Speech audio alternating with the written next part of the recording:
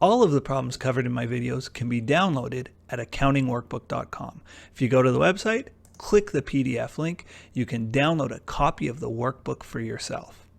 Also on the website, you'll find links to all of my accounting videos, not just the ones I've uploaded to YouTube. I've uploaded over 100 extra videos on this website that you can't find on YouTube. So I do hope you'll check out accountingworkbook.com. All right, let's begin our problem. All right, let's examine problem 8-4A. It has us disposing of a depreciable asset at a gain or a loss. So we're going to buy an asset, we're going to use it for some time, and then we're going to sell it, and the company's either going to make a gain or a loss on the sale. So let's have a look. Bills Towing purchased a new tow truck on April 1st, 2017 for $110,000 cash. Okay, so let's do this journal entry. Let's do the journal entries kind of as we see them.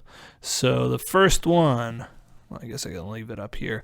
April 1st, 2017. So, and this is our answer to part A. I've kind of scanned the question ahead here. April 1st, 2017.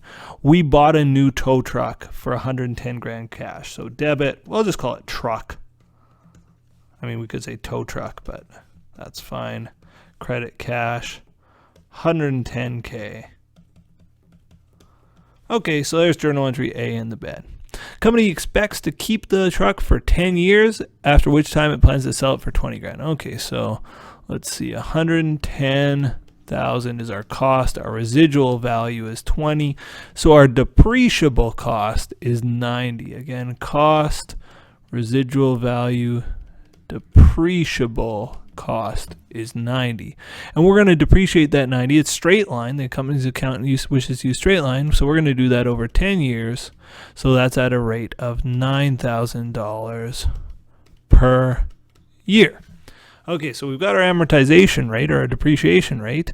Let's see what happens. April 1st. Bills Towing has a fiscal year end of August 31st. So it says, the second part says, record the required year-end adjustments. So the required year-end adjustment, the adjustment to get us up to August 31st, B, is how many months? Well, April, May, June, July, August. It's 5 months. So we said it was $9,000 in depreciation for a year. We're only interested in 5/12 of a year.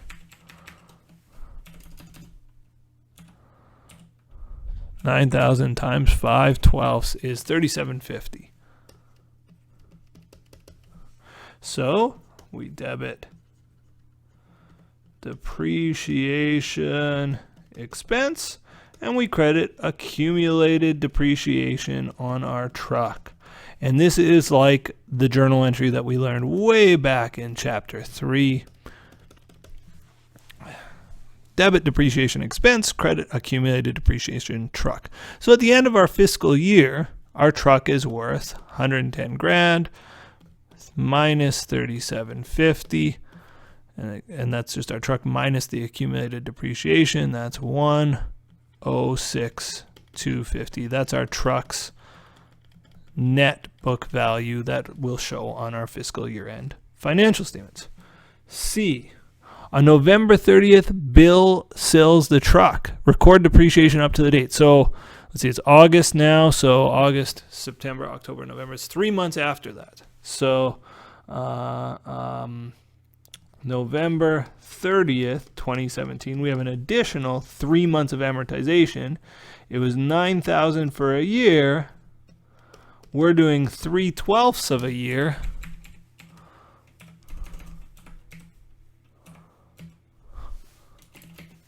$2,250 in depreciation. So I debit depreciation expense. We always have to depreciate an asset up to the date of the sale, and so that's what we're doing here. $2,250. We credit accumulated depreciation on our truck for $2,250. We're just depreciating this up to the date of the sale. So just out of curiosity, what's my truck's net book value on the date of the sale? Well, again, the truck's cost was $110,000. Oops, didn't want to underline there.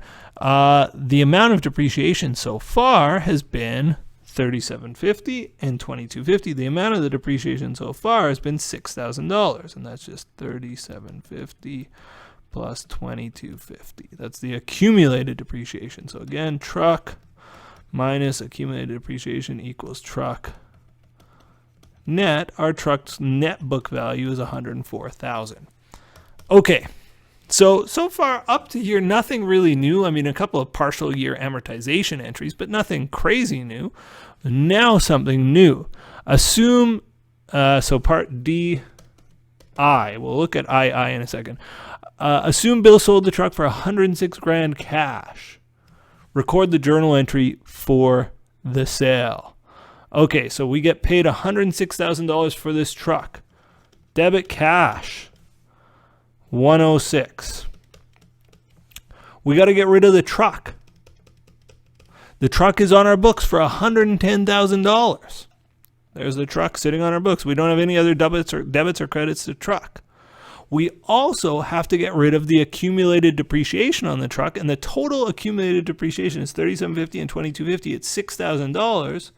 So I get rid of the AD truck for $6,000.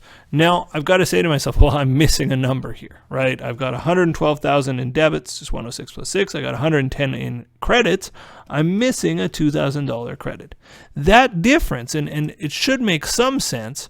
We got paid $106,000 cash for a truck that's on our books for $104,000. We got paid more than what we thought the truck was worth. So I'm going to ask you, is this a gain or is this a loss? And the answer is, this is a gain. We got paid more than the truck was worth on the books. Therefore, this is a gain on sale. And that's the account we credit. Credit gain on sale of truck. So that's our journal entry. And it's also a November 30th, 2017 entry for the sale of the truck.